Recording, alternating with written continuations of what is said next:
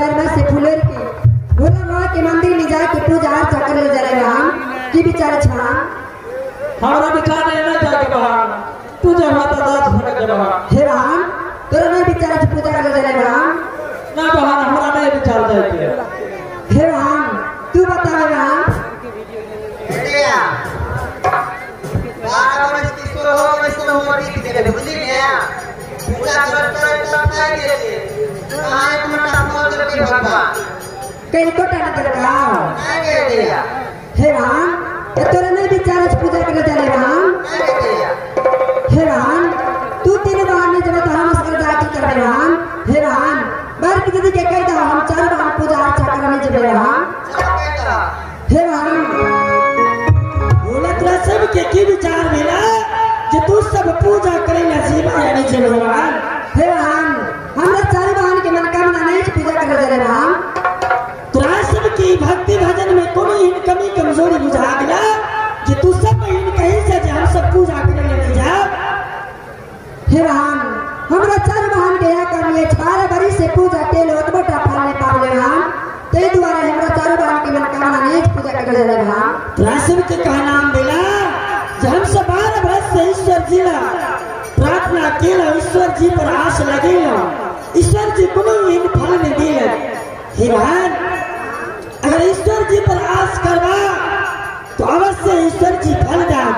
तोरा सब के अखन भक्ति पूरा नहीं भेजा दिन भक्ति पूरा हो जेता अवश्य ईश्वर जी तोरा सब इनके फल देता बाप रे बाप हमरा 4 बहन के धाम से 4 भाग लेके जगन भक्ति पूरा नहीं भेला और हमर भी जते ता भक्ति पूरा है कहीं नहीं है जे भक्ति में शक्ति है और शक्ति में भक्ति है जब तक भक्ति नहीं करवा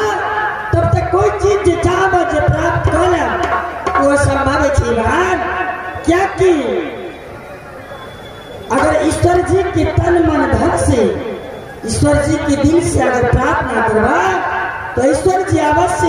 तोहर प्रार्थना सुनते ही बाप रे हमरा 4 बार में फुसला वाला बचना खाली पूजा कर जाओ गला में लोड़ा पहले चलो सेवा कर पूजा करे के बाद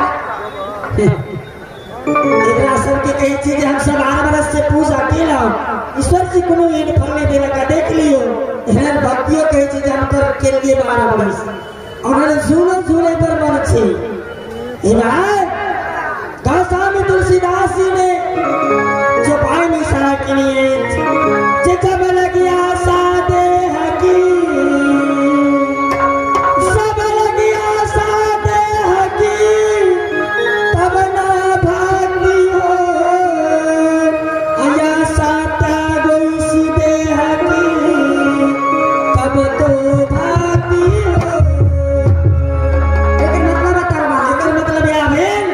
तू सब जे बेसी जे कहै छ जब हम सब के सियान भागेली किछ मन होय छ जे झूला पर जाके झूलली किछ मन होय छ जे हम किछ मेलो घूरली हे भाई